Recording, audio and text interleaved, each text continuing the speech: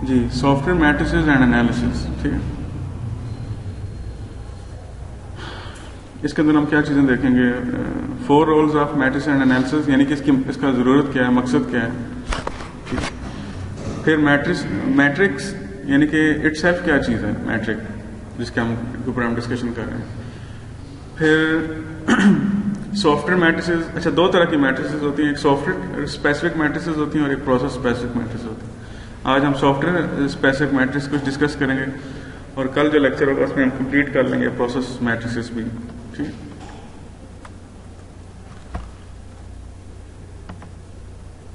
Ji, 4 roles of measurement and analysis, sorry matrices and analysis क्या है। सबसे पहले मैट्रिक्स के बारे में मैंने पहले भी डिस्कस किया था थोड़ा सा कि किसी मेजर को कहते हैं, ठीक है, कोई चीज मेजर करना।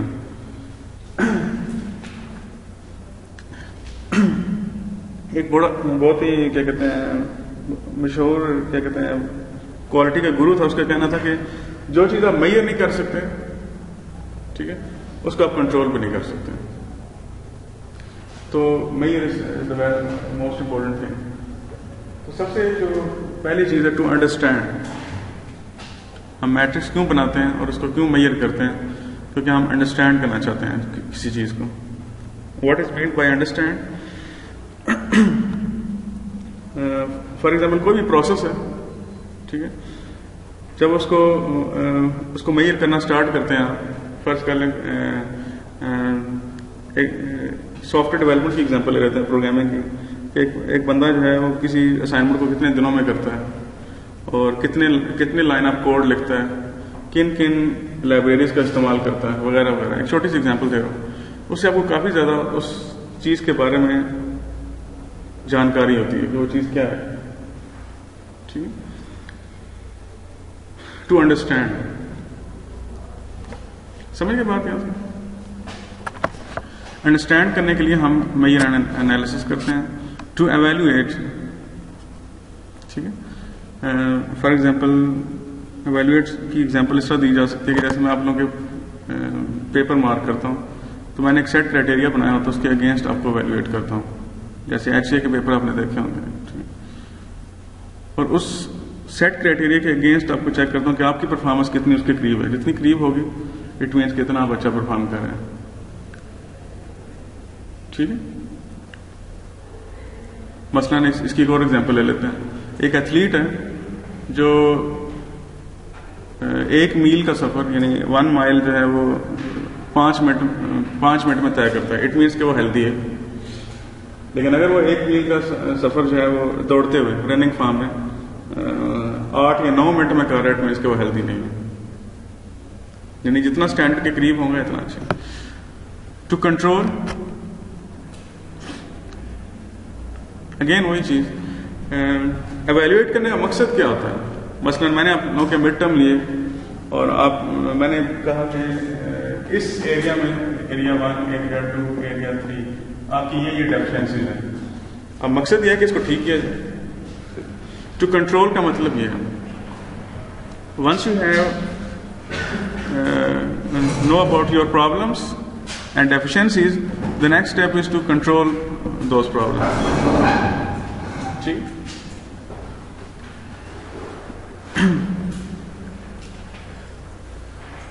समझ आ गई एग्जाम्पल की, दोबारा एक्सप्लेन करूं। टू प्रिडिक्ट, ये बड़ी जबरदस्त चीज है। टू प्रिडिक्ट यानी कि फ्यूचर के अंदर आप प्रिडिक्शन भी कर सकते हैं। कैसे बोला, इधर देखिए, आपने एक प्रोजेक्ट का डाटा मैनेज करना शुरू किया। आपने कहा, एक आसान से एग्जांपल आपको देता हूं। आपने कहा मैंने टिक टैक टो की गेम बना लिया, ठीक है, और ये होनी चाहिए कंसोल बेस्ड और ये होनी चाहिए लिनक्स के लिए। आपने कहा, आपने जब कोड लिखा तो उसका कितना लाइन ऑफ कोड है, 100 लाइन ऑफ कोड। आपने कहा ये टिक टैक टो बनानी चाहिए, कंसोल बेस्ड होनी चाहिए और होनी चाहिए विंडोज के लिए। आपने कहा हो सकता है कि इसका 102 लाइन ऑफ कोड है। अब आपके पास क्या आता जा रहा है, ये नहीं है सर, आपका डिफरेंट प्रोजेक्ट का डाटा आता जा रहा है जिससे आप सेव कर रहे हैं हिस्टोरिकल इंफॉर्मेशन। तो आगे क्या होगा, फ्यूचर में आप इसको ज़बानी कलामी एस्टिमेट कर सकते हैं कि इसकी मेरे ख्याल से इसकी जो लाइन ऑफ कोड होगा वो अराउंड 100 होगा, क्योंकि आपने इससे पहले 2 प्रोजेक्ट्स किए हैं। टू प्रिडिक्ट, ठीक है, तो मैं दोबारा रिपीट करता हूँ। 4 इसके जो रोल्स हैं मैट्रिक्स एंड एनालिसिस के। मैट्रिक्स हम क्यों बनाते हैं और क्यों यूज करते हैं? To understand. अभी हम देखते हैं कि मैट्रिक्स इटसेल्फ क्या होता है। वैसे आपको बता रहा हूँ कि टू अंडरस्टैंड, किसी चीज को अंडरस्टैंड करने के लिए हम मैट्रिक्स बना लेते हैं, ठीक है, सही है, क्योंकि मैट्रिक्स बनाएंगे तो चीज पता लगेगी कि चीज किस तरह से रन हो रही है और उसमें क्या चीजें हैं। टू एवेल्युएट, इसकी मैंने एग्जांपल दिया आप लोगों को। चलें एक छोटी सी एग्जांपल लेते हैं, सब पे अप्लाई करते हैं। बस आप ये चेक करना चाहते हैं कि आपका एक चाइल्ड जो है उसका क्या बिहेवियर है माशरे में, किस तरह से रहता है। बच्चे यानी कि जो 8 से 12 साल के बच्चे हैं जो समझदार हैं, वो किस तरह से हमारे माशरे में लाइफ गुजारते हैं, किन लोगों से मिलते हैं, उनकी क्या एक्टिविटीज हैं। आप उस चीज को अंडरस्टैंड कर लेंगे, आप कुछ सेट क्राइटेरियाज बना लेंगे ना अंडरस्टैंड करने के लिए। आप कैसे चेक कर सकते हैं? कोई ना कोई तो दिमाग में चीज आती है ना आपके। बच्चा जो है, एक बच्चा ऑफ कोर्स वो एक एंटिटी है ना, कोई चीज है। तो जब वो चीज है तो उसकी कोई चीजें भी होंगी, यानी कि उसके एट्रीब्यूट्स होंगे जिसकी बेस के ऊपर आप उसको एवेल्युएट कर सकते हैं। ऐसा है कि नहीं? मसलन बच्चा उठता कितने बजे फर्ज कर लें, ठीक है, खाता क्या है जो उसको आप पैसे देते हैं, पॉकेट मनी, उसमें से खाता क्या है, वो हेल्दी खाता है या नहीं खाता, ठीक है, पॉकेट मनी दूसरी चीज आ गई। फिर आप उसके फ्रेंड्स कौन कौन से हैं जिनसे वो मिलता है, समझ के बात ही नहीं। इस तरह से कुछ और चीजें चेक करते हैं आप। हाँ, वो स्कूल जाता है, वक्त पे जाता है या नहीं जाता, उसकी परफॉर्मेंस फलाने सब्जेक्ट में कैसी है या कैसी नहीं है, ठीक है। अब आपने सेट क्राइटेरियाज बना लेना, अब आप इसको अंडरस्टैंड कर सकते हैं कि ये बिहेवियर्स क्या हैं। एवेल्युएट आप उन सेट क्राइटेरियाज के बेस पे करते हैं। और जब आपको पता लग जाता है कि एक बच्चा मैथमेटिक्स में बहुत वीक है, ठीक है, तो ऑफ कोर्स आपको कंट्रोल करना पड़ेगा ना, फिर किसी तरीके से आपको एक्स्ट्रा ट्यूशन लेनी पड़ेंगे कंट्रोल करने के लिए। समझ गए बात? प्रिडिक्ट, अब आपको पता लग गया, अब विजडम आपके अंदर आ गई, ठीक है, कि एक इसी एज का जो दूसरा बच्चा है उसके ऊपर उसको मैं कैसे कंट्रोल कर सकता हूँ। आपके पास पहले से प्रिडिक्शन आ गई कि ये चीजें होनी चाहिए उसके अंदर, पहले से होशियार हो जाएंगे, ठीक है। आगे चलते हैं।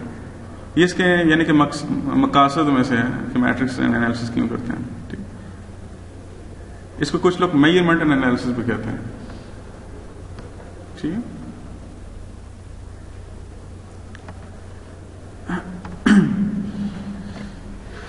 दूसरी चीज जो है इसमें इटसेल्फ मैट्रिक्स क्या है, इसको जरा देख लेते हैं। बार बार हम मैट्रिक्स का नाम ले रहे हैं, इसको देख लेते हैं कि ये क्या। सबसे पहले इसकी डेफिनेशन देख लेते हैं। डेफिनेशन देखने के लिए सबसे पहले तो इसको पढ़ लेते हैं कि क्या है डेफिनेशन की। The continuous application of measurement based techniques, the continuous application of measurement based techniques. अब बच्चे वाले एग्जांपल माइंड में रखें।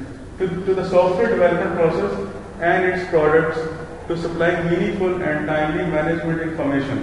Management हम parents, together with the use of those techniques to improve their process and its products. यहाँ पे process और product है, ठीक है। Continuous, आपको डाटा मिलना चाहिए ताकि आप उसको कंट्रोल कर सकें, ठीक। दोबारा पढ़ते हैं। The continuous application of measurement based techniques. Measurement based technique अभी देखते हैं कि मेजरमेंट बेस्ड टेक्निक्स क्या हो सकती है। मतलब एक छोटी सी एग्जांपल मैंने आपको दी है, लाइन ऑफ कोड हो सकता है, कम्प्लेक्सिटी हो सकती है प्रोग्राम की, कुछ भी हो सकता है, कितने डिफेक्ट्स आ रहे हैं वगैरह वगैरह। To the software development process and its products to supply meaningful and timely management information. ये बहुत इंपॉर्टेंट है, मीनिंगफुल एंड टाइमली इन्फॉर्मेशन। इस डायग्राम की मदद से इसको समझते हैं। जो भी टेक्निक आप यूज करें, what ever the technique is, वो आप किस पे अप्लाई करते हैं? सॉफ्टवेयर पे, प्रोसेसेस पे, प्रोडक्ट्स पे, सर्विसेज पे, जिस पे भी, ठीक है। जब आप अप्लाई करते हैं तो आपको उसके नतीजे में आपको इन्फॉर्मेशन मिलना शुरू हो जाती है। मसलन चलें एक गाड़ी की एग्जांपल है, तो गाड़ी चलना शुरू हुई, आपको पता लग गया यहाँ पे कितने माइलेज उसने कवर किए, उसकी एफिशिएंसी क्या है, कितना कंज्यूम करती है डीजल को, ठीक है, और कितना माइलेज देती है आपको, ठीक है, समझ गए बात वगैरह वगैरह। तो ये चीज़ें आपको मिलना शुरू होगी। जब ये चीज़ें मिलना शुरू होंगी तो आप उसकी बेस पे आप अपनी चीज़ों उस चीज़ को कंट्रोल करते हैं फिर, ठीक।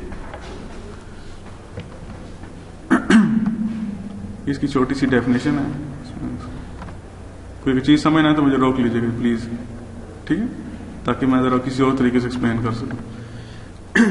एक मेजरमेंट का वर्ड बार बार आ रहा है, इसको देखते हैं। Measurement is the process by which the numbers or symbols are assigned to attributes of entities in the real world in such a way as to describe them according to clearly defined rules. नहीं समझ आई? इसमें दो word use किए गए, एक entity का, entity आपको पता है ना, ऑब्जेक्ट ओरिएंटेड प्रोग्रामिंग पढ़ रखी है आप लोगों ने, और डेटाबेस पढ़ रखी है। एक एंटिटी कोई भी चीज हो सकती है, उसमें एक बच्चा जो है एंटिटी है, ठीक है, इसके क्या एट्रीब्यूट हो सकते हैं, इसका एज, ठीक है, इसका नेम, ये सारे एट्रीब्यूट हैं, इसका वेट,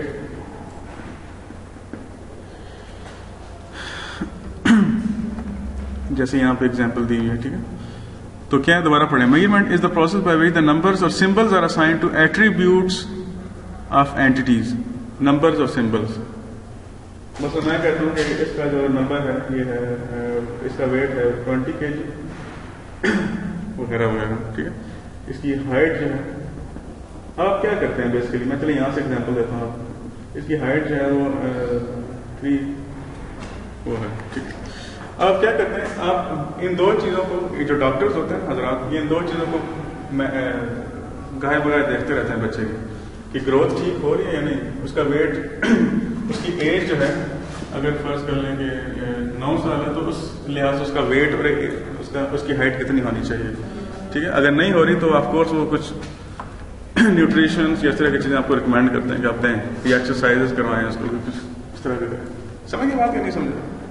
तो बच्चा हमारा एंटिटी, और इसकी जो मेजरमेंट्स हमने लिए वो ये ली।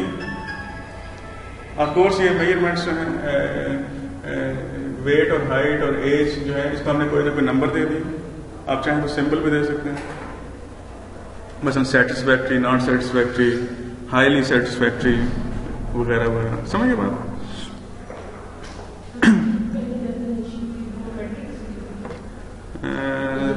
जी जी जी बिल्कुल, डेफिनेशन मैट्रिक दी थी।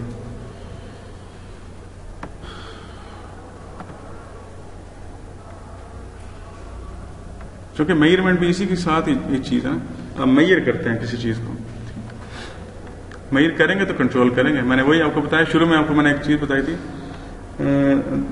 ऐसी चीज जिसको आप मेजर ना कर सकें, यू कैन नॉट कंट्रोल। ये एक गुरु ने कहा था, क्वालिटी के गुरु ने, ठीक, उसके ऊपर ये फिर फिलॉसफी निकली है। एंटिटी आप ऑलरेडी जानते हैं इसको। एट्रीब्यूट्स क्या होते हैं? There are different examples.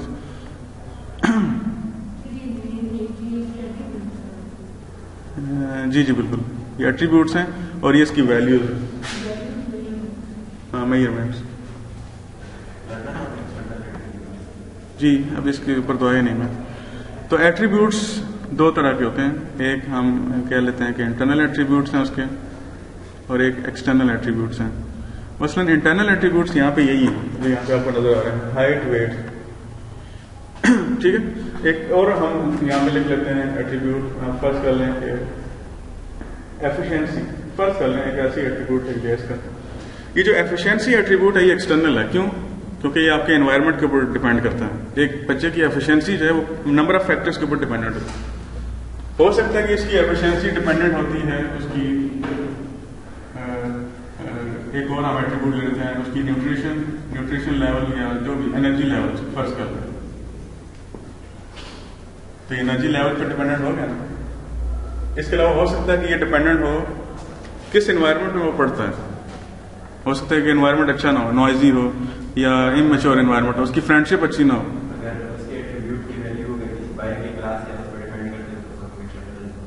हाँ, बाहर के फैक्टर्स उसके ऊपर आ रहे हैं ना, फिर वो एक्सटर्नल एट्रीब्यूट होगा। जैसे एफिशिएंसी, ऑफ कोर्स ये एफिशिएंसी दूसरे फैक्टर पर डिपेंडेंट करेगी ना। चलें सॉफ्टवेयर की एग्जांपल ले लेते हैं ना। यहाँ पे आपके नीचे जो टेबल नजर आ रहा है ये सॉफ्टवेयर की एग्जांपल है। इंटरनल एट्रीब्यूट एग्जांपल्स और एक्सटर्नल। ये किसकी है? Code inspection. अभी मैं इंस्पेक्शन आपको पढ़ाऊंगा किसी भी फ्राइडे वाले हम शायद पढ़े या अगले वीक पढ़ेंगे कोड इंस्पेक्शन या इंस्पेक्शन की। अब देखते हैं इंटरनल एट्रीब्यूट्स क्या है। प्रिपरेशन टाइम ये उसके अपने ऊपर डिपेंडेंट है, उसका अपना एट्रीब्यूट है। एक बंदा कितना प्रिपरेशन टाइम लेता है। इंस्पेक्शन टाइम उसको इंस्पेक्ट करते हुए कितना टाइम लगता है। इंस्पेक्शन ये होती है कि किसी चीज को चेक करना, जैसे रिव्यूज होते हैं इस तरह होते हैं, लेकिन ज्यादा रिगरस होती है, ज्यादा स्ट्रॉन्ग होती है एज कम्पेयर टू रिव्यूज। ठीक है। Number of participants in the inspection of course. अच्छा आप इसमें देखें कोड इंस्पेक्शन, कोड इंस्पेक्शन एक एंटिटी बन गई ना, इसमें इसके एट्रीब्यूट्स बनना शुरू हो गया। ये सारे एट्रीब्यूट्स कोड इंस्पेक्शन। एंटिटी कोई भी चीज हो सकती है, एंटिटी एक थिंग भी हो सकती है, कोई प्रोसेस हो सकता है, कोई ऑब्जेक्ट हो सकता है, कोई भी चीज हो सकती है। एंटिटी आपने पढ़ रखा होगा ना पहले। तो इंस्पेक्शन की बात करेंगे, एंटिटी हम इंस्पेक्शन को लेकर तो ये एट्रीब्यूट्स निकलते हैं, ये इंटरनल एट्रीब्यूट्स हैं। एक्सटर्नल एट्रीब्यूट्स क्या निकलते? Level of adherence to the inspection process. जाहिर सी बात है, अभी किस पर डिपेंडेंट है? Level of adherence to inspection process, कितना उसको फॉलो कर रहे हैं वो, उस इंस्पेक्शन को कितने बेहतर तरीके से फॉलो किया जा रहा है। अभी एक्सटर्नल एट्रीब्यूट में चल जाते हैं, क्योंकि इसके ऊपर कई और फैक्टर्स आ सकते हैं। मतलब का स्किल लेवल भी आ सकते हैं, कितने एक्सपीरियंस है, उसका स्किल लेवल क्या है, उनकी एक्सपर्टीज कितनी है। इफेक्टिवनेस एंड एफिशिएंसी, ये दोनों देखें वही बात आ गई। ये चीजें ऐसी नहीं है जो बिल्कुल 100% इंटरनल है, इनका ताल्लुक एक्सटर्नल चीजों से होता है। बस एफिशिएंसी उनकी डाउन हो सकती है, और उसका उनके पास अच्छा टूल ना हो जिसके अंदर वो काम करता है। नॉन फंक्शनल एट्रीब्यूट्स को एक्सटर्नल कहते हैं। नॉन फंक्शनल एट्रीब्यूट्स नहीं मेरा ख्याल वो कंफ्यूज ना करें, वो तो सॉफ्टवेयर के फीचर्स की बात कर रहे हैं, उससे कंफ्यूज ना करें। कोई भी चीज जिसके ऊपर दूसरे फैक्टर्स इन्वॉल्व होना उसको आप एक्सटर्नल कह देते हैं। ठीक, इसके ऊपर ज्यादा डिस्कशन हम नहीं करते, आगे चलते हैं। मेजरमेंट मेथड और मैपिंग को देख लेते हैं। हाँ सॉरी, इसकी डिस्कशन की ज्यादा जरूरत नहीं है मेजरमेंट मेथड के ऊपर। अच्छा, कई मेजरमेंट मेथड है। मसलन हमने यहाँ पे वेट और हाइट को हमने क्या दिया, वेट किसमें मेजर किया जाता है?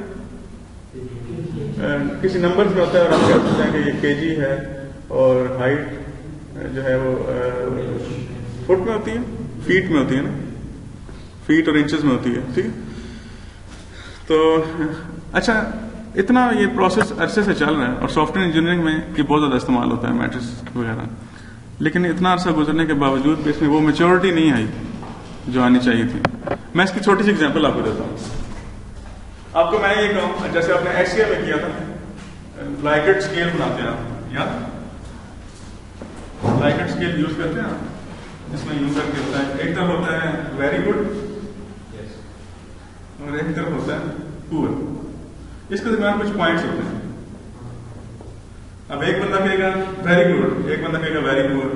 अब यानी कि इसमें सब्जेक्टिव बायसनेस आ जाती है, कहीं ना कहीं हम इसको इग्नोर नहीं कर सकते किसी जगह पे, क्योंकि ये मेजर्स कौन देते हैं? ऑफ कोर्स हम लोग ही देते हैं ना। हम कहें कि मेरे हिसाब से इसकी एफिशिएंसी इतनी है, 10 में से अगर मैं इसको नंबर देना चाहूं तो कितनी बनेगी? 2 है, 3 है, 4 है।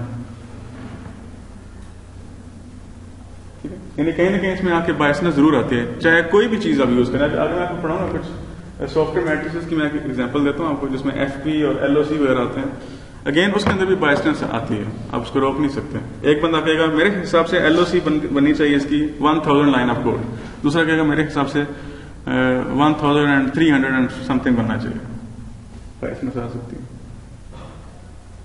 ठीक है, आगे चलते हैं, इस पर इतनी जरूरत नहीं है। Reliability and validity. रिलायबल होना चाहिए आपका मेजर, और वैलिड होना चाहिए आपका मेजर या मैट्रिक। ठीक है, इसका क्या मतलब है? रिलायबल ऐसी चीज को कहते हैं जो अगर एक बंदा अली जिसका नाम है वो मेजर करे और दूसरा रिजवान मेजर करे तो दोनों के रिजल्ट्स में थोड़ा बहुत वेरिएशन आए, उसको कहते हैं रिलायबल। अब एक बंदा मेजर कर रहा है, उसकी वैल्यू आई है फर्ज करें 5 और एक की आई है 100, नॉट रिलायबल। ऐसा मेजर होना चाहिए, या ऐसा मैट्रिक आप जब चूज करें ना मैट्रिक, तो उसकी जो वैल्यू मेजर करें तो वेरिएशन बहुत मिनिमम होनी चाहिए उसके अंदर, इसको हम कहते हैं रिलायबल। और वैलिड वो होता है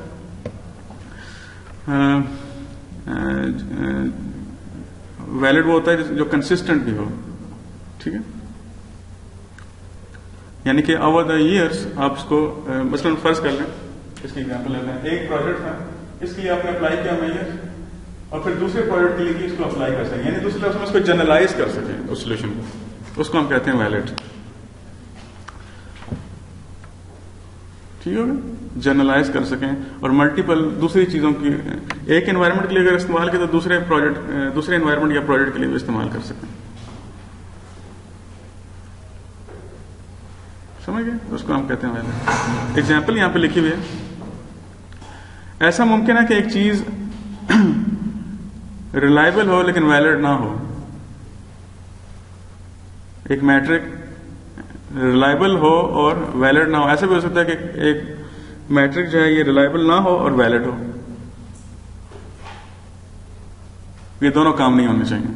मसलन इसकी एग्जांपल ले लेते हैं, फर्ज कर लें एक ऐसा मैट्रिक हम लेते हैं जो रिलायबल है लेकिन वैलिड नहीं है।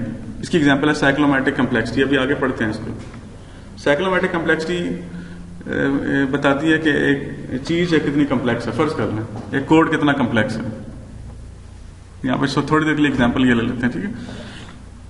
तो साइक्लोमैटिक कम्प्लेक्सिटी मालूम करने का एक बड़ा ही जबरदस्त तरीका मौजूद है लिटरेचर के अंदर, जो आप यूज कर सकते हैं as it is. Of course वो रिलायबल है, उसके अंदर आप जो भी रिजल्ट्स निकालेंगे वो उसमें थोड़ा बहुत ही वेरिएशन आ सकता है, ज्यादा नहीं आ सकता। समझ गए बात यहां तक। लेकिन एक बंदा है, उसने कहा उसने एक एट्रीब्यूट बनाया रिलायबिलिटी। रिलायबिलिटी जानते हैं एट्रीब्यूट होता है कि कितना रिलायबल है, और उसके अगेंस्ट वो साइक्लोमैटिक कम्प्लेक्सिटी इस्तेमाल करता है। अल्दो एक रिलायबल तरीका है, रिलायबल मैट्रिक है, लेकिन वो वैलिड नहीं है in order to find out the reliability, because cyclomatic complexity is used for finding the complexity of the algorithm या software। तो रिलायबल नहीं, वैलिड नहीं है, ठीक है। ठीक है, समझ के बाद एक छोटी सी एग्जांपल दी है। इसी तरीके से एक चीज ये भी मुमकिन है कि रिलायबल ना हो लेकिन वैलिड हो, ठीक है। जैसे severity of a problem. Severity of a problem के लिए हम क्या यूज करते हैं? बेसिकली इसी तरह के कुछ चार्ट यूज करते हैं, very sphere, minor sphere, pager sphere, ये किस तरह की चीज। अब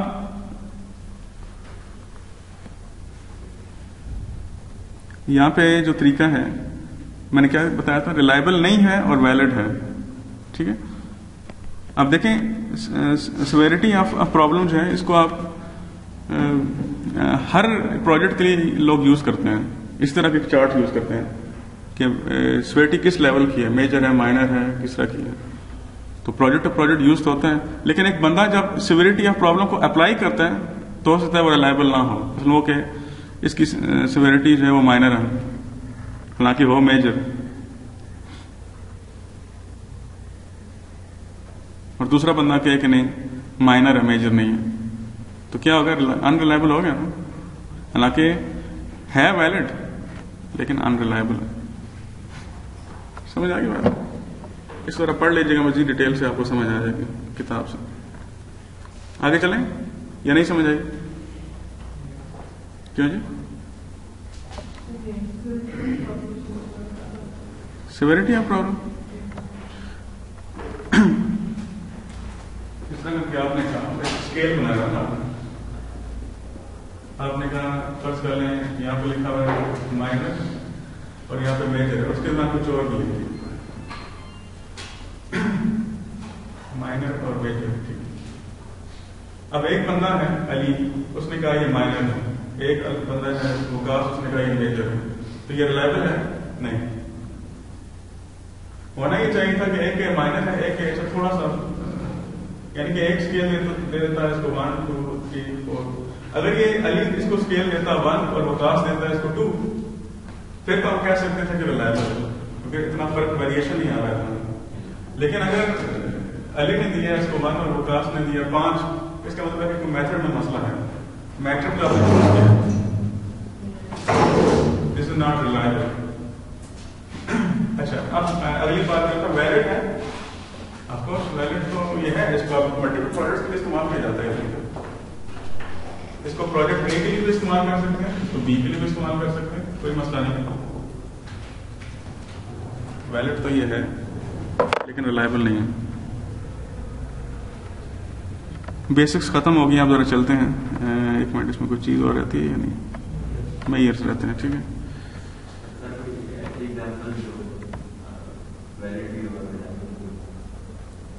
ऐसे एग्जाम्पल्स तो बेशुमार हैं, आगे हम पढ़ते हैं अभी इसके बारे में, ठीक है। लेकिन यहाँ बताने का मकसद ये है कि आपने जब मैट्रिक चूज करना हो ना, आपको ये पता होना चाहिए कि मेरा गोल क्या है, गोल मैं मेयर क्या करने लगा और क्यों करने लगा हूं। जैसे मैंने एग्जांपल दी थी ना, साइक्लोमेट्रिक कम्प्लेक्सिटी अब ज्यादातर यूज होता है कम्प्लेक्सिटी के लिए ना, इसको आप रिलायबिलिटी के लिए इस्तेमाल नहीं कर सकते। इसी तरीके से सिवियरिटी ऑफ प्रॉब्लम है उसके अंदर, जब उसको इस्तेमाल करें तो आप सेट क्राइटेरिया बना लें कोई कि आप सिवियरिटी किस तरह से देंगे। अगर सेट क्राइटेरिया आप बना लेते हैं कि माइनर मेजर और ये चीजें क्या होंगी, तो फिर आप इसको ठीक तरीके से यूज कर सकते हैं। दोनों एट अ टाइम होना लाजमी है।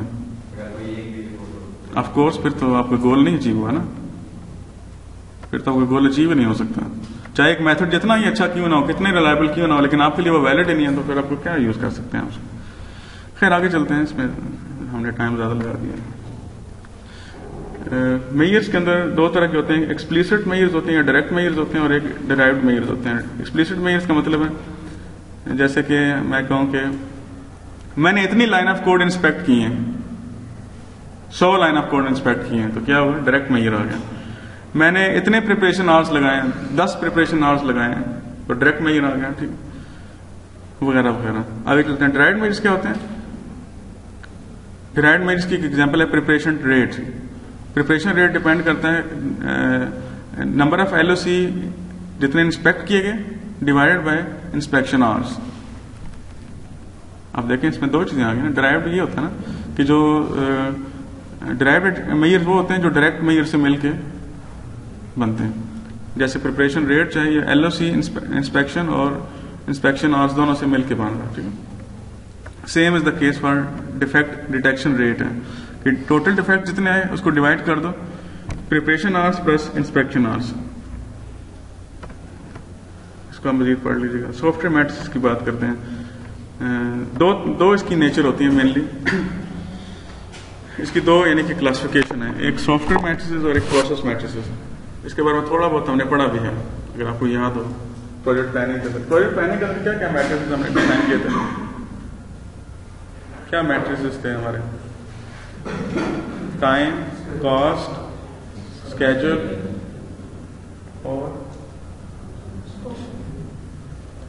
और कुछ था? सॉरी, स्कोप भी हाँ कह सकते हैं, लेकिन उस तरह से उसको मेजर करने का कोई तरीका नहीं है, लेकिन ये चलें। और इसके अलावा लास्ट लेक्चर में हमने कुछ मेजरमेंट्स पढ़े हैं, आपको भूल गए? प्लान्ड वैल्यू, अर्नड वैल्यू, ठीक है। इसके अलावा और क्या था? कॉस्ट वेरिएंस, कितना वेरिएंस आ रहा है कॉस्ट में, और टाइम वेरिएंस, ठीक है। यानी कि कॉस्ट और वेरिएंस का मतलब है कि एक चीज कितने में बननी थी और कितने में बनी, तो कॉस्ट वेरिएंस निकला है। और टाइम वेरिएंस कितने दिनों में बननी थी और कितने दिनों में बनी, ये टाइम वेरिएंस निकला है। तो प्रोजेक्ट प्लानिंग में आपने कई मैट्रिसेस पढ़े हैं, लेकिन अब मैं आपको बता रहा हूँ, और उन मैट्रिक्स के बेस के ऊपर ही आप कंट्रोल करते थे ना। मतलब मैं आपसे ये कहूँ कि एक एंटिटी है जिसको 10 दिन में बनना था, 10 डेज, और 20 रुपए में बनना था,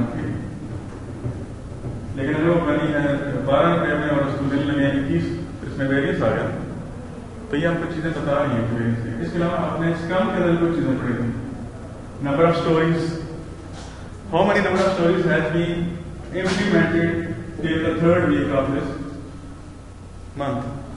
तो यहाँ पे यूं करके ग्राफ बना रहे थे यार, इसे हम बर्न अप चार्ट कर देते हैं। This is another matrix. एक बर्न डाउन था, कितने नंबर ऑफ डिफेक्ट्स हमने खत्म कर लिए एक स्पेसिफिक वीक के अंदर, उसे कहते हैं बर्न डाउन चार्ट। ये सारे मैट्रिक्स हम पढ़ रहे हैं पहले। इन मैट्रिक्स का ताल्लुक है ये प्रोसेस होता है। ये जो सॉफ्टवेयर मैट्रिक्स हैं ये डायरेक्ट आपके कोड से रिलेटेड होते हैं, कोड से या जिसे कहना चाहिए सॉफ्टवेयर से रिलेटेड होते हैं। जैसे क्या करते हैं सॉफ्टवेयर मैट्रिक्स। सॉफ्टवेयर इंजीनियरिंग में मैंने नहीं, आपने पढ़ा या नहीं पढ़ा इन चीजों के बारे में? इन चीजों के बारे में पढ़ा सॉफ्टवेयर इंजीनियरिंग के कोर्स में? वैसे मेरा ख्याल है कि आपको अगले कोर्स में जब आपको कॉस्ट निकालना सिखाएगा कोई ना कोई बंदा, जैसे कॉस्ट एस्टिमेशन मेथड होते हैं, जैसे कोमो होगा, कोमो पढ़ा तो ऐसे में पढ़ाएंगे आपको कोई ना कोई टीचर कोर्स, तो आपको इन चीज़ों के बारे में मजीद भी बताएंगे, LOC फंक्शन पॉइंट्स वगैरह वगैरह। लेकिन जो साइक्लोमेट्रिक कॉम्प्लेक्सिटी है और स्ट्रक्चरल कॉम्प्लेक्सिटी है या इफेक्ट डेंसिटी, इसके बारे में डिस्कशन कर लेते हैं और इनके बारे में थोड़ी डिस्कशन कर लेते हैं। ठीक है, अब समझ आ गया सॉफ्टवेयर मैट्रिक्स क्या होते हैं। मसलन एक तो आपको मैंने बता रखा है पहले से,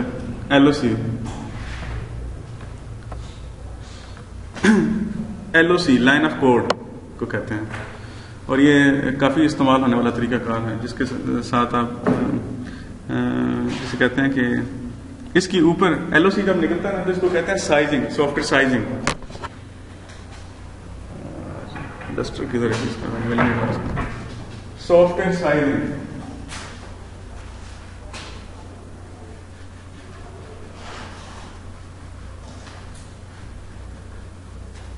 सॉफ्टवेयर साइज मालूम करना जरूरी होता है। सॉफ्टवेयर साइज मालूम करने का एक तरीका LOC है, एक तरीका फंक्शन पॉइंट है FP। अच्छा, LOC निकालने का हमें फायदा क्या होता है? तो बता दो LOC हम निकालते हैं, क्या मुसीबत पड़ी हुई है हमें LOC निकालने की, क्या जरूरत क्या है? चुप करके कॉस्ट एस्टिमेट कर सकते हैं। अब देखिए मैं आपको कहूं कि ये जो दीवार है इसको बनने के लिए कितने ईंटें चाहिए अंदाजा आपको मिस्त्री बता देगा, उसका बड़ा एक्सपीरियंस होता है। तो ये बेसिकली इसका साइज बताता है ना आपको। LOC साइज पता होगा तो कॉस्ट निकलेगी ना। एक और चीज इसे एक और चीज आपने बताई, फर्स्ट कर लें टाइम कितना लगेगा, वो भी आप LOC में बता सकते हैं। बस आप एक एवरेज जो प्रोग्रामर आप ये प्लीज यूज होते हैं, या मैं आपको ख्याल पुलाव नहीं बता रहा हूँ, यूज नहीं होती। पाकिस्तान में नाम में अलग बात है, लेकिन बाहर कंट्रीज में तो बड़े बड़े रिसर्चर इसमें काम करते हैं, यानी कि एक प्रोग्रामर की एफिशिएंसी, बल्कि हो सकता है अगले लेक्चर में बात करूँ इसके ऊपर थोड़ी सी, कि प्रोग्रामर की एफिशिएंसी और प्रोग्राम की कम्प्लेक्सिटी और लेवल क्या होता है, पर कितना टाइम लगेगा, इसके लिए कितने बंदे चाहिए, यानी कि रिसोर्सेज।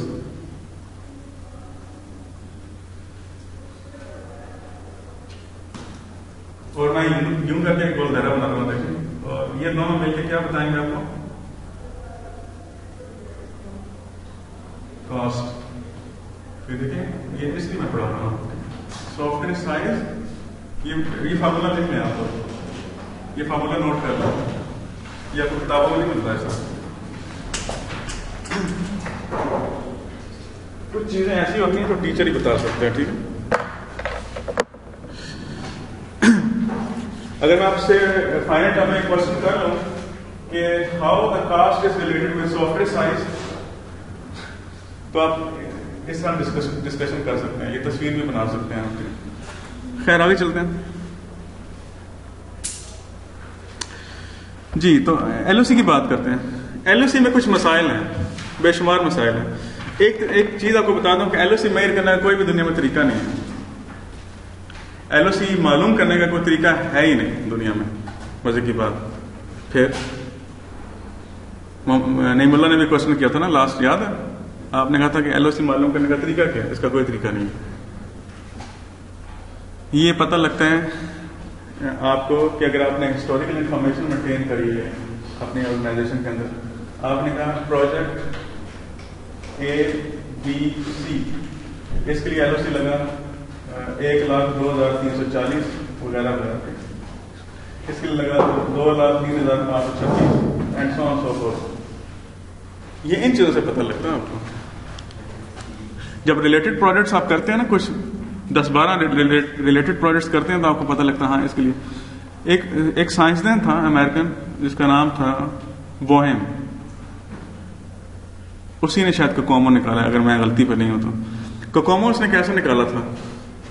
उसने क्या किया कि कोई 200-300 प्रोजेक्ट्स किए अमेरिकन। उसने कहा ये जो प्रोजेक्ट्स हैं, स्मॉल लेवल के प्रोजेक्ट्स हैं, तो ये स्मॉल लेवल के प्रोजेक्ट्स के लिए उसने कहा कि जो LOC है वो इतनी होनी चाहिए।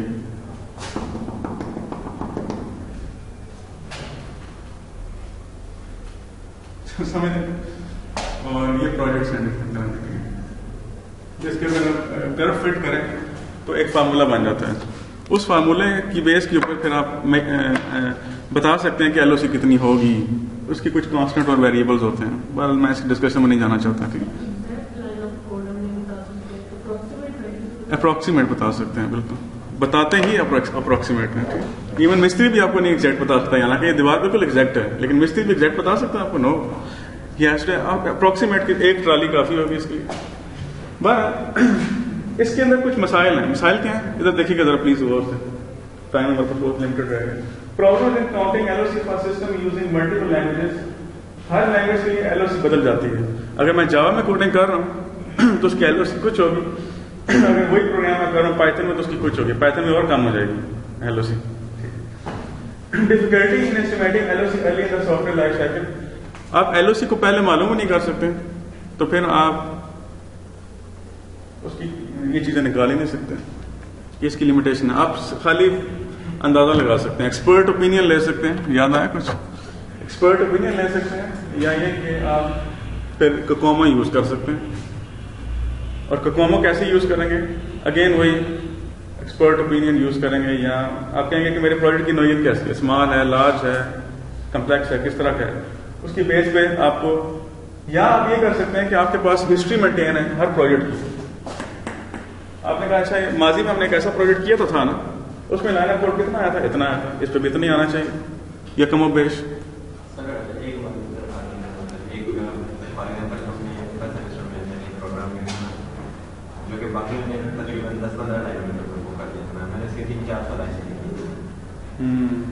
ये आपने बड़ी अच्छी इन्होंने क्वेश्चन किया। आपने क्वेश्चन बड़ा जबरदस्त है। इस क्वेश्चन का कल आंसर मैं एक लेक्चर की शक्ल में दूंगा। इन्होंने क्वेश्चन किया वही बात कर रहे हैं। एक प्रोग्रामर है जो, इसका मतलब कि आपकी वोकैबुलरी कम थी, उनकी वोकैबुलरी ज्यादा थी। अच्छा मैं आपको बताऊं, ये जो शायर होते हैं ये लिटरेचर के ऊपर बहुत अबूर रखते होते हैं। ये एक इतनी सी लाइन में इतना कुछ कहा जाता है कि आप 10 सफ़े भी लिख दें तो। याद है अल्लामा इकबाल के ऊपर हम कितने के बड़े बड़े मजमून लिखा करते थे, यानी कि इस शेर की तशरीह लिखें और उस पर हम 3-4 पेरेज हमारे काले हो जाते थे। ठीक, ये बात आपकी वोकैबुलरी कम थी, आपने ज्यादा वेरिएबल्स और ज्यादा चीजों का इस्तेमाल किया। उनकी वोकैबुलरी अच्छी तो उन्होंने मजीद कुछ लाइब्रेरीज का इस्तेमाल किया होगा। इसके ऊपर हम मेरे ख्याल से कल डिस्कशन कर ही लें तो अच्छा है थोड़ी सी। प्रोडक्टिविटी पैराडॉक्स, ये वही बात आप वाली आ गई। एक प्रोग्रामर है जिसने क्या कहते हैं, फर्स्ट करने आपने पहले जावा में प्रोग्रामिंग की थी। प्रोडक्टिविटी क्या होती है? एक प्रोग्रामर जो है कितने लाइन ऑफ कोड लिख लेते हैं 1 घंटे में, या आप जो भी इसका सेट क्राइटेरिया रख लेते हैं, लेकिन अब लाइन ऑफ कोड बदल जाता है। इसलिए क्योंकि जावा के लिए लाइन ऑफ कोड डिफरेंट होगा, C# के लिए डिफरेंट होगा, और पाइथन के लिए डिफरेंट हो सकता है। ये चीजें बदल जाती हैं, तो प्रोडक्टिविटी है आप अच्छे तरीके से मेजर नहीं कर सकते LOC के ऊपर। बस इसको बंद ही कर देते हैं जल्दी से। LOC आपको जितना मैंने बता दिया ये मोर देन इनफ है। आगे चलते हैं फंक्शन पॉइंट्स। फंक्शन पॉइंट के ऊपर हमें थोड़ी सी मजीद डिस्कशन करनी पड़ेगी। फंक्शन पॉइंट का सबसे बड़ा एडवांटेज है कि इंडिपेंडेंस ऑफ लैंग्वेज आप कर सकते हैं इसको। Function point is the independence of language. LOC language dependent है, याद रखिएगा। समझ आई बात? LOC is purely language dependent. अगर आप C++ में कर रहे हैं तो LOC बिल्कुल डिफरेंट होगी। और जावा में करें तो डिफरेंट होगी। लेकिन फंक्शन पॉइंट्स जब हम निकालते हैं तो इसके लिए ये लैंग्वेज डिपेंडेंट नहीं है, पहले तो बात है। चलिए इसको जरा मजीद डिटेल में देख लेते हैं। फंक्शन पॉइंट क्या होता है इसके बारे में मुझे भी नहीं पता इतना, सीधी बात बताऊँ, ये मुश्किल चीज़ है, लेकिन फिर भी थोड़ा सा मैं बताने की कोशिश करता हूँ आपको। अगर आप इसके ऊपर मजीद डिटेल में पढ़ना चाहते हैं तो आप छोटी सी असाइनमेंट दे दो आपको इसके छोटी सी असाइनमेंट, सिर्फ वीडियो सुननी होगी आपने। वीडियो तकरीबन 1.5 और एक वेबिनार पढ़ा आपके उस पर यूट्यूब पे कितना मुझे मिला था, अच्छा था। अगर आप सुनना चाहते हैं तो उसके ऊपर मैं आपको असाइनमेंट दे देता हूँ, आप वो सुने, उसके ऊपर आप उसकी सुन के उसको जो आपने पॉइंट्स आपने सीखे हैं वो लिख लें, ये आपकी असाइनमेंट होगी, ठीक है। पर डन हो गया, असाइनमेंट आपको दे देता हूँ। पढ़ा के रहा था मैं, पढ़ा दे रहा हूँ। अच्छा, ये होता है फर्स्ट के नाम का सिस्टम है, फंक्शन पॉइंट। ये आपका सिस्टम है, आपको नजर आ रहा है? अच्छा, आपको पता है कि सिस्टम होता है ना, इसमें कुछ 2-3 चीजें होती हैं। एक स्टोरेज होती है, कुछ इनपुट्स होती हैं और आउटपुट्स होती हैं। इनपुट्स और आउटपुट्स। ये इनपुट्स जो होती हैं ये यानी कि सॉफ्टवेयर के अंदर जो आपकी इनपुट स्क्रीन होती है, जैसे सोर्सेज कहते हैं, जैसे एक आपकी स्क्रीन है जिसके अंदर से आप डाटा दे रहे हैं, नेम, एज होती है, आपके GUIs होते हैं, ये उससे भी आ सकता है आपके सॉफ्टवेयर के अंदर से, और ये आउटसाइड ऑफ द सॉफ्टवेयर भी आ सकती है डाटा। बस हो सकता है कि आप फीड ले रहे हो कहीं से, फेसबुक से डाटा उठा रहे हैं और इनपुट दे रहे हैं, ये भी हो सकता है, या कोई फाइल से रीड कर रहा हो डाटा। आउटपुट जो है ये भी इसी तरीके से आपकी फर्ज कर लें, आपने एक स्टूडेंट रिपोर्ट लिखनी है, इसके ऊपर जो रिपोर्ट जनरेट करेगा आपका सिस्टम वो एक आउटपुट होगी। ये भी हो सकता है कि ये जो आपका सॉफ्टवेयर है किसी और सिस्टम को आउटपुट दे रहा हो, फर्ज कर लें MS वर्ड को भी आउटपुट दे रहा हो या कोई और, ठीक है। Input, storages and output. इसकी बेस पे यानी कि बेसिक फिलॉसफी इसकी है कि इसकी बेस के ऊपर आप मेजर कर सकते हैं कि आपने कितनी नंबर ऑफ फंक्शनैलिटीज इंप्लीमेंट करनी है।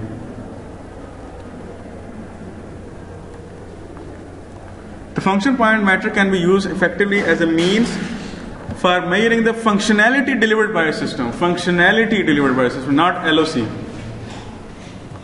इसके ऊपर भी LOC आप निकालते हैं, मैं बताता हूँ कैसे निकालते हैं।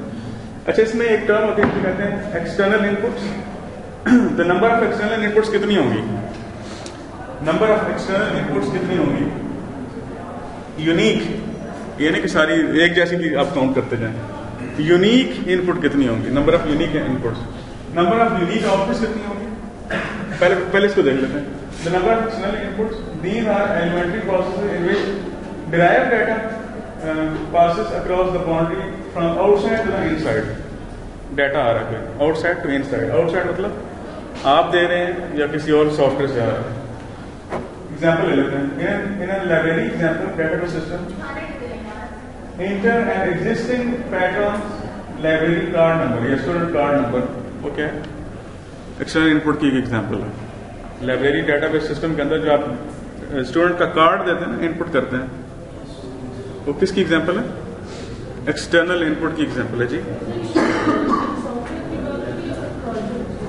सॉफ्टवेयर कोई भी सिस्टम है उसकी बात कर,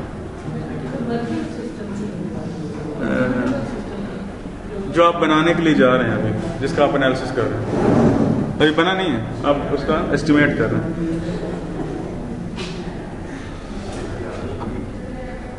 ये 9:30 बजे लाइट कौन सी जाती है?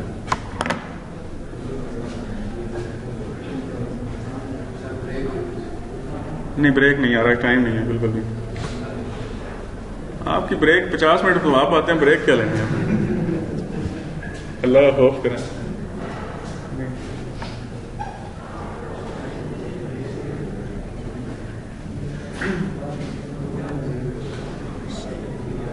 जी, एक्सटर्नल आउटपुट इसी तरह से वही चीज है। मैं इसको नहीं पढ़ रहा, मैं इसको पढ़ रहा हूँ। In an example, library database system display a list of books check out हुआ पैटर्न, तो इसका क्या मतलब हुआ, ये है यानी कि लिस्ट ऑफ बुक्स डिस्प्ले हो रही है, किसी इसे कहते हैं सिंक, जहां पर चीज डिस्प्ले होती है, इसे सिंक कहते हैं। सोर्स से इंफॉर्मेशन आती है, स्टोरेजेस से कुछ लेती है चीजें और सिंक पे जाकर डिस्प्ले कर देती है। ये सोर्सेज और सिंक दोनों एक तरह के इंटरफेसेस होते हैं आपके, ठीक है, और इंटरफेसेस नहीं भी हो सकते हैं। एक्सटर्नल सॉफ्टवेयर से इनपुट भी आ सकती है और एक्सटर्नल सॉफ्टवेयर की तरफ आउटपुट जा भी सकती है। बट ये कौन अब मेजर करता है चीजें, ये इसके लिए बहुत ज्यादा, ये मेरे ख्याल इसके ऊपर पूरा कोर्स चल सकता है फंक्शन पॉइंट्स के ऊपर, खाली फंक्शन पॉइंट्स के ऊपर। अच्छा, एक्सटर्नल इंक्वायरीज क्या होती है, आप क्यूरीज जो करते हैं, इसे देखिए मैं इसको नहीं पढ़ रहा, मैं इसको पढ़ रहा हूं। In an example library management system determine what books are currently checked out to a pattern, query लगा रहे हैं। अच्छा, आगे चलें, इंटरनल लॉजिकल फाइल्स, आपके अंदर जो स्टोरेज, अब स्टोरेज की बात हो रही है, ठीक है, मैं इसको नहीं पढ़ रहा, मैं इसको पढ़ रहा हूँ, इसको खुद पढ़ लीजिए। इन an example library database system the file of books in the library, the file of book in the library एक एग्जांपल है आपके। अगर उसकी बात करें, डेटाबेस जो आप मेंटेन करते हैं या फाइल के अंदर कोई इंफॉर्मेशन अगर स्टोर कर रहे हैं, तो किसकी एग्जांपल होगी, इंटरनल लॉजिकल फाइल्स की होगी। एक्सटर्नल लॉजिकल फाइल्स भी होती हैं, मसलन आपका सॉफ्टवेयर जो है वो कई बिलिंग जनरेट करता है, बिल्स जनरेट कर रहा है डिफरेंट तरह के, ठीक है, तो एक्सटर्नल लॉजिकल फाइल की एग्जांपल होगी जिसमें ट्रांजैक्शन का डाटा डाल रहा है वो, ठीक है।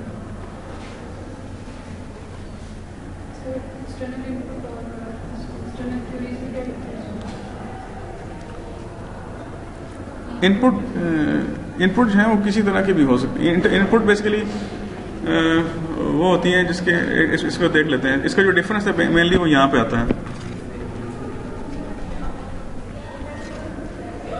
Data retrieval from one or more internal logical files and external interface files. अच्छा, यहाँ पे क्या आ रहा है, these are elementary process in which derived data passes across the boundary from outside to the inside. इसके नतीजे में क्या होता है कि कोई इंफॉर्मेशन आप किसी, इसके नतीजे में कोई ना कोई इंटरनल फाइल आपकी अपडेट होती है, आपने कोई चीज डाली है, तो हो सकता है कि इस इंटरनल लॉजिकल फाइल को कोई किसी तरीके से इफेक्ट करे, चेंज करे या उसमें कोई अपडेट करे, इनपुट जो होती है, ठीक है।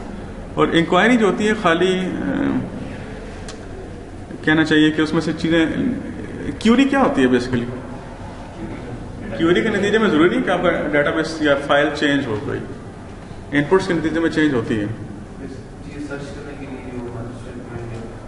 आपने सी शार्प पढ़ी है, उसमें डेटाबेस पढ़ी है। अच्छा, बेसिकली जो क्यूरी होती है ना, वो उसे क्या कहना चाहिए, क्यूरी बेसिकली चीजें नहीं करती, अपडेट नहीं करती, मैनिपुलेट नहीं करती, वो खाली एग्जीक्यूट करती है। एक डेटाबेस पड़ा है, इसमें फर्ज कर लें, इसमें से कोई चीजें उठाएगी और आपको दिखा देगी, खत्म बात। क्यूरी यही करती है, उसको इफेक्ट नहीं करती उन फाइल्स को, डेटाबेस को चेंज नहीं करती, उसमें कोई एंट्रीज नहीं डालती। सॉरी, तो बेटा वो फिर इस न्यू रो जो एंटर होगी वो फिर इधर आएगी ना, इनपुट्स के अंदर आएगी। आपने कोई नया रिकॉर्ड एंटर किया तो इनपुट्स में चला गया, क्यूरी इनपुट नहीं होती ना, तो आपने फिर दोनों चीजें यूज की है ना, आपने इनपुट भी यूज किया और ईक्यू भी यूज किया। अभी इस पर कंफ्यूज ना करें प्लीज मुझे, और ना ही खुद कंफ्यूज हो, सिंपल सी चीज है ये। मैंने पहले भी अर्ज किया कि इसके ऊपर एक पूरा कोर्स चाहिए, these things are not easy, ठीक है। इसका फार्मूला ये है सिंपल सा, फर्स्ट करना है कि आपने कितनी एक्सटर्नल इनपुट्स थी यूनिक, कितनी एक्सटर्नल आउटपुट थी यूनिक, कितनी इंक्वायरीज थी यूनिक, ये सारी चीजें यूनिक आपने काउंट कर ली और आपने इधर डाल दिया। लेकिन ये जो काउंट आप निकालते हैं ये बड़ी मुसीबत से निकालते हैं, तो इसके बारे में ये 0.65 प्लस 0.01 ये सारा फार्मूला है आगे, और ये आगे जो समेशन साइन एफ ऑफ आई लिखा है, इसे कहते हैं वैल्यू एडजस्टमेंट फैक्टर, ये सारा फार्मूला है। ये टेबल है जो आप फिल करते हैं, फंक्शन पॉइंट निकालते हैं, ठीक। आपकी ये रॉजर रेसमन की बुक के अंदर ये लिखा हुआ है, मैं आपको वो शेयर कर दूंगा जहाँ पे ये लिखा हुआ है, वही पेज आप दो पेजेस पढ़ लीजिएगा, ठीक है। देखिए ये सारी चीजें अभी मैंने आपको पढ़ाई है, ये सारी लिखी है इसमें, ठीक है। आपने इनका काउंट लिखा, कितनी कितनी हैं ये यूनिक, जो रिपीट होती हैं ऑफकोर्स वो नहीं लिखते हैं। क्यूरीज भी तकरीबन सेम ही होती हैं, उसमें डाटा चेंज होता है बाद में, लेकिन वो क्यूरी एक कंसिडर्ड होगी जब तक यूनिक क्यूरी नहीं आएगी। यूनिक क्यूरीज को काउंट करना आपने, ये बात समझ में आ रही है नहीं आ रही? एक क्यूरी थी select employees from this table, अभी आप हजारों लगा दें क्यूरीज, लेकिन ये एक क्यूरी सबर होगी, समझ गए बात? इसी तरीके से select employ where salary is 2 lakh, तो ये एक अलग क्यूरी है, यूनिक क्यूरी है। ये सारी चीजें आप यहाँ पे लिखेंगे यूनिक। उसके बाद आप देखेंगे कि आपका प्रोजेक्ट है, ये वेटिंग फैक्टर मतलब है ये एक्सटर्नल इनपुट्स कम्प्लेक्स है, एवरेज है, ये क्या है, उसके मुताबिक आप उसको इससे मल्टीप्लाई करेंगे। अगर ये कम्प्लेक्स है तो 6 से मल्टीप्लाई करेंगे, अगर ये एवरेज है तो 4 से मल्टीप्लाई करेंगे, अगर ये सिंपल है तो 3 से मल्टीप्लाई करेंगे, एंड सेम है केस फॉर ऑल अदर। समझ गए? अब ये वेटिंग क्राइटेरिया भी ऑलरेडी एक्सपर्ट्स ने बना के रखे हुए हैं, you don't need to worry about that. समझ गए बात? एक्सपर्ट ये पहले से हुआ हुआ सारा कुछ, आपने सिर्फ खाली यहाँ वैल्यू फिल करनी है, जो डिब्बे बने हुए आपने सिर्फ ये फिल करनी। लेकिन सिलेक्ट आपने यहाँ से कौन सा वाला नंबर करना है बेस्ड अपॉन कि ये इनपुट आपकी कम्प्लेक्स है, एवरेज है, क्या है। अब इसके लिए भी बहुत एक्सपीरियंस चाहिए ना कि आप कैसे मालूम करेंगे सिंपल है, कम्प्लेक्स है, क्या है। जब कर लें तो आपके पास एक काउंट आ जाएगा, उसको यहां लिख दें इधर बस। अभी ये जो फंक्शन वैल्यू एडजस्टमेंट फैक्टर है अभी ये नहीं आया, इसको आप इन सारे क्वेश्चन का आंसर करके निकालते हैं, और ये सारे क्वेश्चन के आंसर आपने यूं देने हैं, ये सारे क्लोज क्वेश्चन है। क्लोज क्वेश्चन मतलब समझते हैं, 0 से लेके 5 तक वैल्यू देनी है। 0 मतलब बिल्कुल भी सेटिस्फाई ना होना या बिल्कुल ना होना, और 5 है भी उस चीज का मौजूद होना चाहिए आपको चीज आ रही है उसमें। Are the ILFS updated online, अगर तो यस है तो आप क्या करेंगे, तो 5 दे देंगे, नहीं तो 0 दे देंगे। अगर इसके दरमियान है तो आप उसको कुछ और नंबर देंगे। पर जो भी चीजें होंगी इन सब को आप काउंट करेंगे, और इसका नंबर है 1, इसका 3 है, इसका 4 है, इसका 6 है, इन सब को आपने क्या किया जमा, और जो भी आंसर आएगा वो आप डालेंगे यहाँ इस फार्मूले में। इसे कहते हैं वैल्यू एडजस्टमेंट फैक्टर, और ये जो आंसर आएगा ये एफपी होगा। बस मैं फर्स्ट करें एफपी आया 165, ये एफपी है। इतनी फंक्शनैलिटीज आपने इंप्लीमेंट करनी है, इतने फंक्शन पॉइंट्स आपने इंप्लीमेंट करने हैं। तो ये एलओसी नहीं है, this is not an LOC, this is not dependent on LOC. इसका सबसे बड़ा फायदा है। लेकिन इसे एलओसी आप निकाल सकते हैं, वो कैसे? आप कहें आप कहेंगे जी एक एफपी जो है, एक एफपी बराबर है 60 लाइन ऑफ कोड। तो आपने कितने एफपी मालूम किए? फर्ज कर लें आपने 56 एफपी मालूम किए, तो इसका मतलब क्या हुआ, इसको 56 से मल्टीप्लाई कर दो तो इतने लाइन ऑफ कोड निकल आएगा। अब ये कैसे पता लगता है कि मेरे एक एफपी जो है कितने लाइन ऑफ कोड के बराबर है? अगेन ये आपका हिस्टोरिक इंफॉर्मेशन बताएगी आप, या आपने जो भी रेट सेट किया हुआ कंपनी में, आपने जो भी क्राइटेरिया सेट किया है कि एक एफपी जो है इतना लाइन ऑफ कोड होगा। एक बात याद रखिए, ज्यादातर कंपनीज होती हैं वो एक ही तरह की एप्लीकेशंस बनाती हैं, ज्यादातर अच्छी जो कंपनीज होती हैं, जो मौला बनी यूनिवर्सिटी करती है उतनी अच्छी कंपनीज नहीं होती। बस एक कंपनी जो जावा बेस्ड सोल्यूशन देती है वो अच्छी कंपनी होगी, क्योंकि उनकी एक्सपर्टीज आसमान तक होंगी पहुंची हुई, 10-15 साल से जावा एप्लीकेशंस बना रहे हैं। आप समझ सकते हैं ना, एक कंपनी जो जावा भी कर रही है, सी शार्प भी कर रही है, वो भी फलाना भी कर रही है, टिमकाना भी कर रही है, तो वो इतनी अच्छी कंपनी है। हाँ, तो बहुत बड़ी कंपनी हो तो अलहदा बात। तो ये वहाँ खुद से सेट किया जाता है क्राइटेरिया कि कितना होगा, कितने लाइन ऑफ कोड सेट किया जाएगा। ठीक है, तो 2 मैट्रिक्स हमने पढ़ लिए, एक एलओसी और एक फंक्शन पॉइंट है। ये तो कुछ भी नहीं है, साइक्लोमैटिक कम्प्लेक्सिटी कुछ भी नहीं है। मैं इसके बारे में अब मैं खाली बस डिस्कशन करूंगा कि क्या है। आपको एक चीज पता है कि एक कोड का इंटरनल स्ट्रक्चर क्या होता है? उसमें क्या चीज होती है?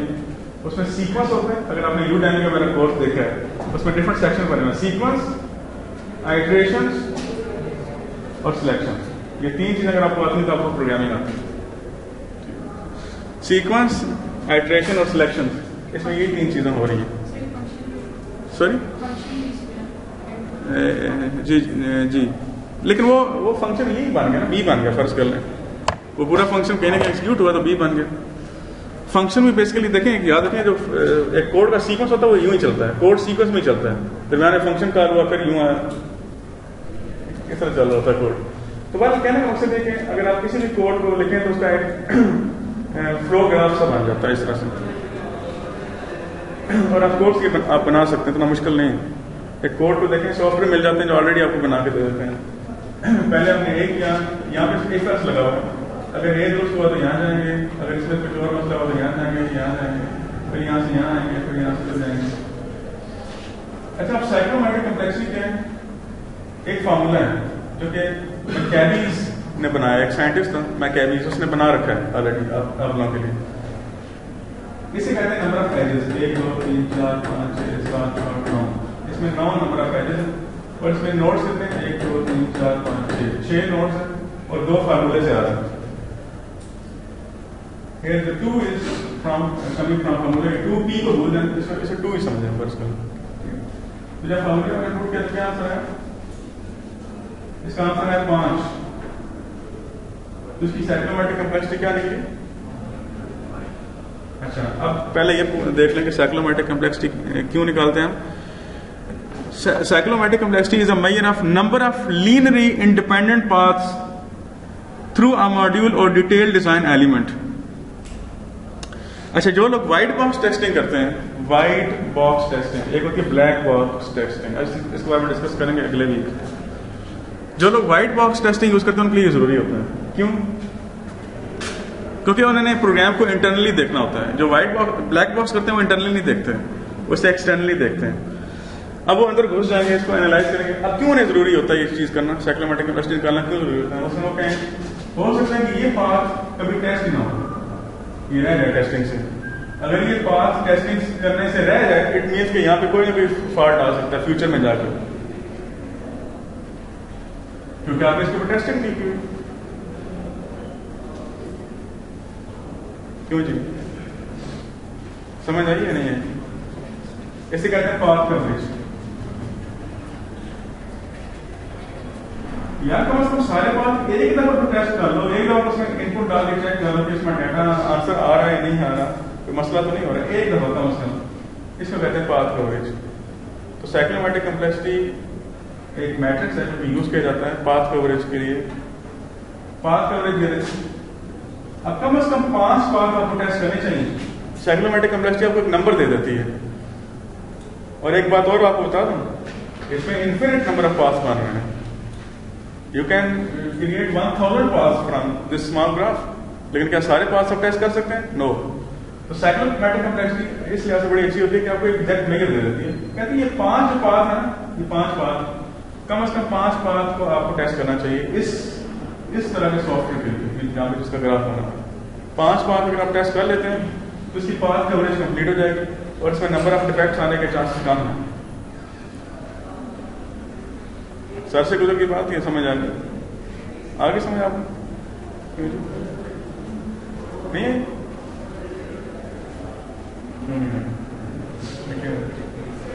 आपने कोड को इस तरह तब्दील कर दिया। आइटरेशन क्या होती है? यूं आप चलते हैं, एक चीज को बार बार आप एग्जीक्यूट कर रहे हो, इसको आइटरेशन कहते हैं। एक किया, फिर यहाँ पे आके चेक की कंडीशन ठीक है, फिर 2 किया, फिर इधर आए, फिर 2 किया, फिर इसको आइटरेशन कहते हैं। सीक्वेंस ही होता है, एक चीज सीक्वेंस में चलती चली जा रही है। पहले 1 किया, फिर 2 किया, फिर 3 किया। ये जो चीज है सीक्वेंस में, यहाँ पे आइटरेशन लगी है, यहाँ पे इफ एल्स क्या होता है? इधर से आपने किधर जाना है? तो जब आपने ये कर लिया उसके बाद आप क्या करते हैं? इस फार्मूले में चीजों में डाल देते हैं। इसके नंबर ऑफ एजेस कितने हैं? एजेस क्या होते हैं? ये जो एरोज नजर आ रही है एजेस होते हैं, और जो नोड्स नजर आ रहे हैं ये नोड्स होते हैं। ये आपने इस फार्मूले में डाला तो आपको एक नंबर मिल जाएगा, जैसे कहते हैं साइक्लोमैटिक कम्प्लेक्सिटी। ये नंबर आपको ये बताएगा कितने इंडिपेंडेंट पाथ आपको टेस्ट करने चाहिए। अभी आपने टेस्ट कितना पढ़ी, आपने अगले कोर्स में पढ़नी है जिसके लिए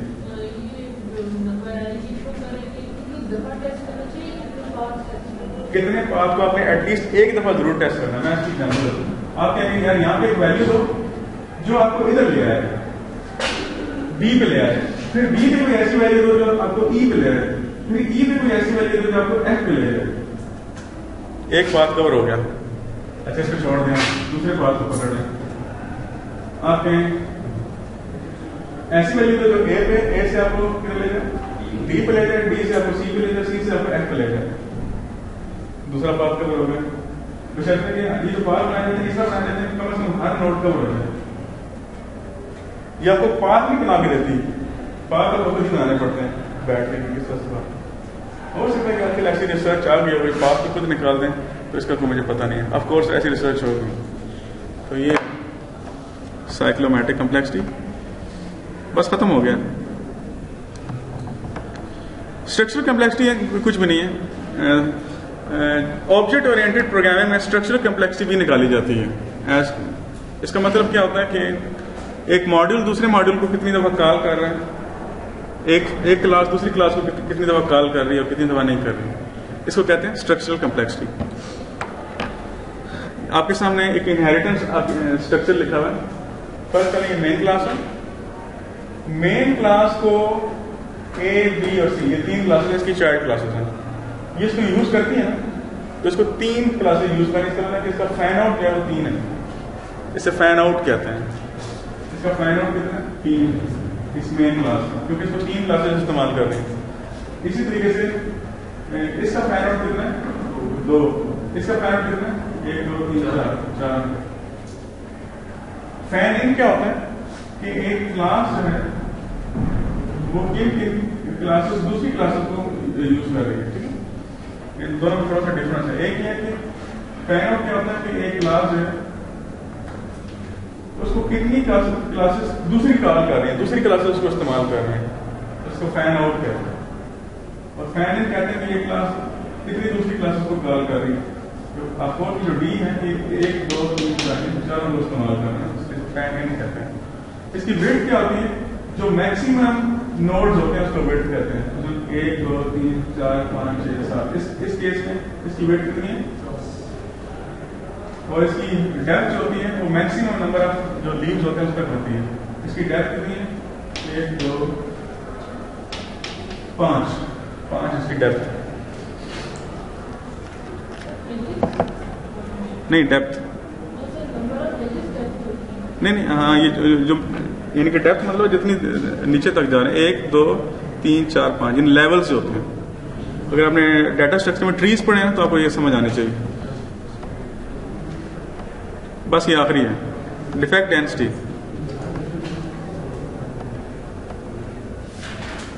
अच्छा, सॉफ्टवेयर मैट्रिक्स बेशुमार हैं, अब सारे तो नहीं पढ़े जा सकते, लेकिन ये कुछ ना कुछ मैंने आपको एक स्नैपशॉट दे दिया, एक बिग पिक्चर के ये होते हैं। इसके बारे में ये जो FP पॉइंट है और कोमो है, कोमो होता है ये कॉस्ट निकालने का एक फार्मूला है, लेकिन इसके पीछे लंबी चौड़ी कैलकुलेशंस करनी पड़ती हैं। आप अगले कोर्स में जिसका नाम है SPM उसमें पढ़ेंगे। डिफेक्ट डेंसिटी क्या होती है, ये आपको ये बताती है कि इस मॉड्यूल में कितने डिफेक्ट्स आए और फलाने मॉड्यूल्स में कितने डिफेक्ट आए, इसे डिफेक्ट डेंसिटी कहते हैं।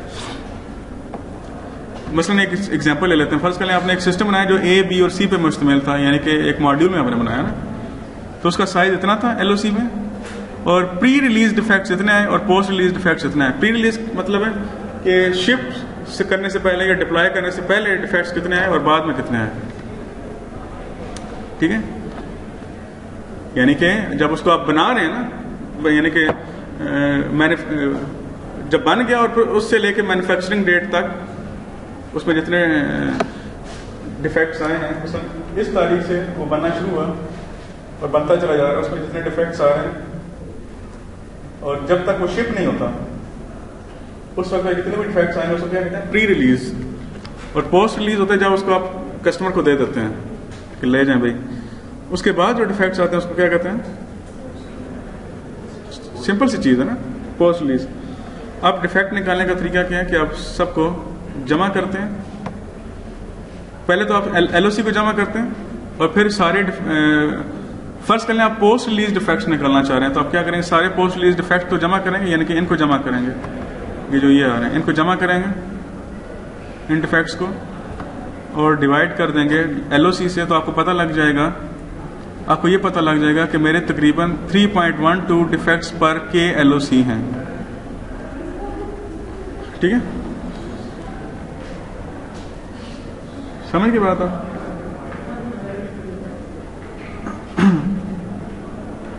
पर 1000 लाइन ऑफ कोड मेरे कितने डिफेक्ट्स हैं? तकरीबन 3 डिफेक्ट्स हैं। अब आपने एक थ्रेशोल्ड सेट किया हुआ है कि अगर मेरे 3 से लेकर 5 तक डिफेक्ट्स आते हैं तो कोई मसला नहीं है, लेकिन अगर इससे ज्यादा होते हैं तो मसला है। I have to control it.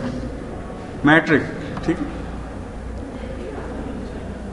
ये ग्राफ आपको ये बता रहा है कि मॉड्यूल डी में बहुत ज्यादा डिफेक्ट्स थे, तो so you have to concentrate on module D. Lecture खत्म हो गया, हौसले से बैठे। मॉड्यूल बी में इतने उससे कम थे और फिर सबसे कम मॉड्यूल सी में थे। अच्छा, एक और बात याद रख लें आप, छोटी सी बस फिलॉसफी का नाम बता के खत्म कर रहा हूं, जिसे कहते हैं परेटो रूल। याद है परेटो रूल?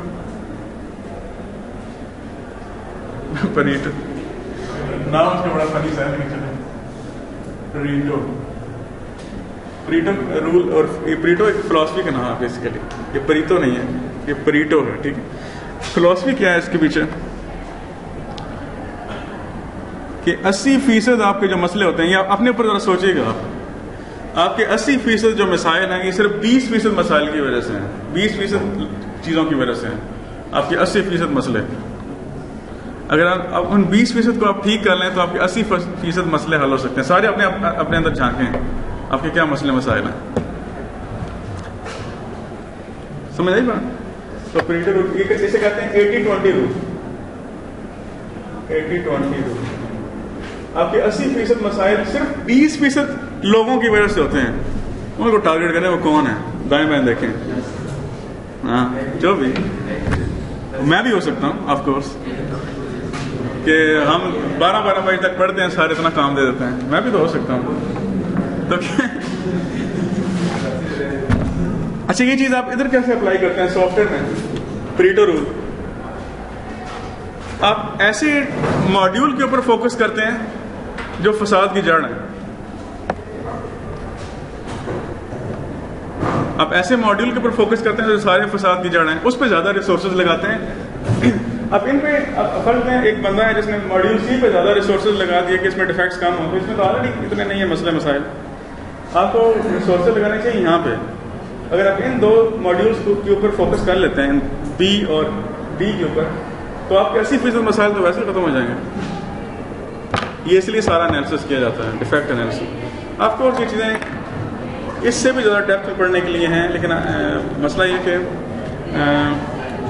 कुछ चीज़ें इसमें से आप सॉफ्टवेयर टेस्टिंग के कोर्स में पढ़ेंगे मजीद डेप्थ में, जिसमें से एक ये भी है शायद डिफेक्ट एनालिसिस, डिफेक्ट रिपोर्टिंग भी की जाती है पूरी की पूरी, तो उसमें चीज़ें शायद ये पढ़ें आप। ठीक।